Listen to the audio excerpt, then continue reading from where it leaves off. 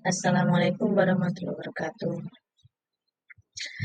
Di sini saya Rizalatul Habibah akan menerangkan tentang artikel saya tentang perspektif masyarakat terhadap janda dalam cerpen Pemintal Kegelapan Kajian Sosiologi Sastra yang Wati.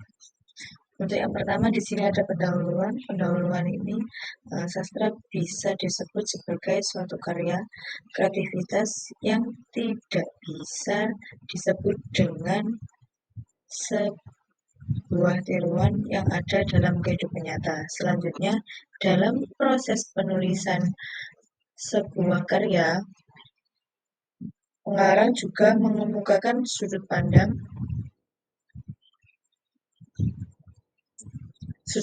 dan ide pemikirannya kepada suatu hal atau kebenaran yang ada di depannya dengan terus-menerus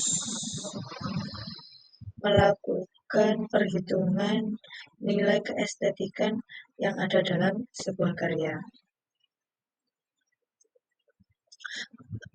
Untuk sosiologi sastra sendiri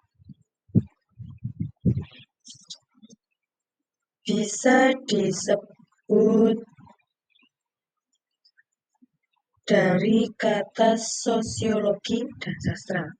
Sosiologi berasal dari bahasa Yunani, sozius berarti bersama-sama, dan logi atau logos berarti sabda atau perkataan.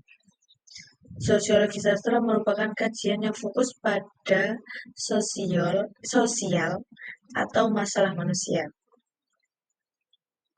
Dalam sosiologi sastra Ian Watt ini, kita bisa mempelajari 3 konsep pemikiran dari Ian Watt sendiri. Yang pertama ada konteks sosial pengarang, yang ada hubungannya dengan posisi sosial pengarang dalam masyarakat dan kaitannya dengan masyarakat pembaca. Untuk yang kedua, ada sastra sebagai cermin masyarakat.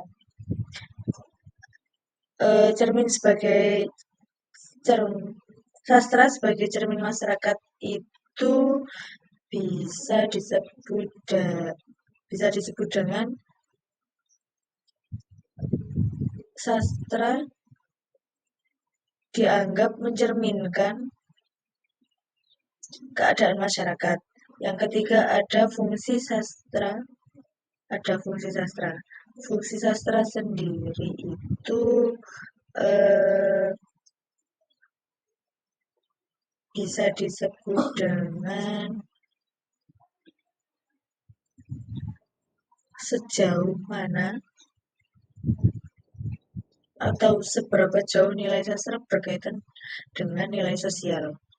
Dalam cerpen Pemintal Kegelapan ini berkaitan dengan teori Ian Watt yang kedua, yaitu sastra sebagai cermin masyarakat.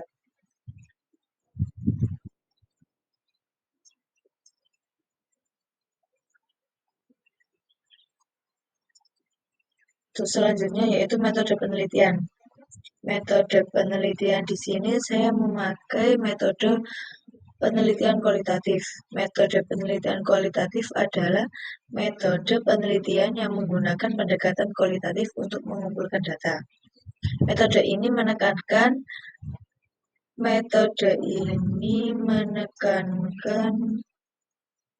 interpretasi dan analisis data yang diperoleh dari sumber-sumber seperti wawancara, observasi, dan dokumen.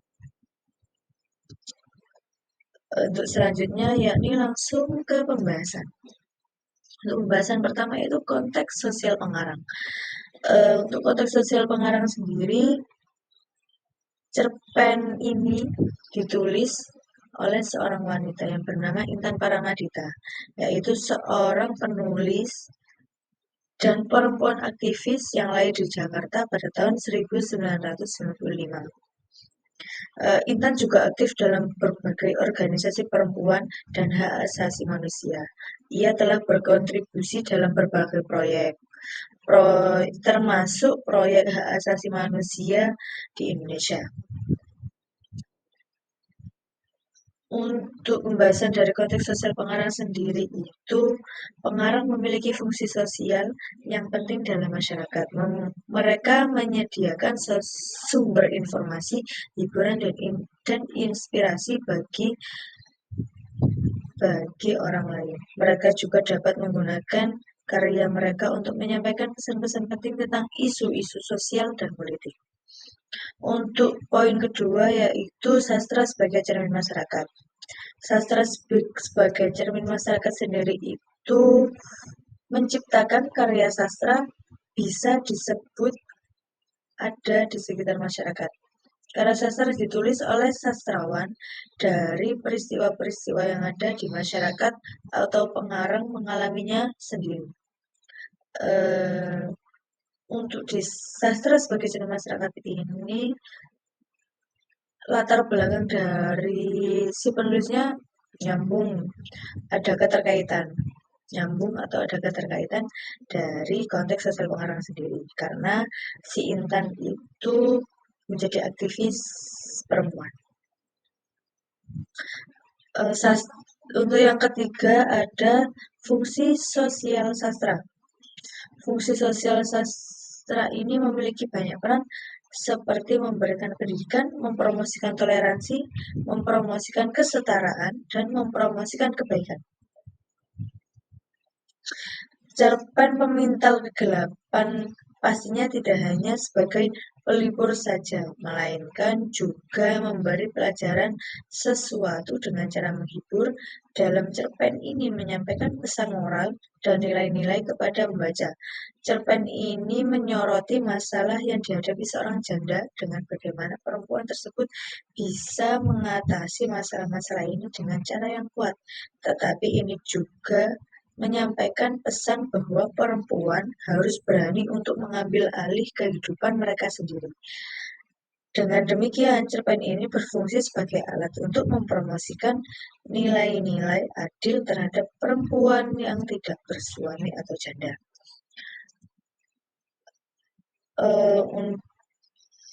Sekian dari saya. Apabila ada salah kata, saya mohon maaf. Terima kasih. Wassalamualaikum warahmatullahi wabarakatuh.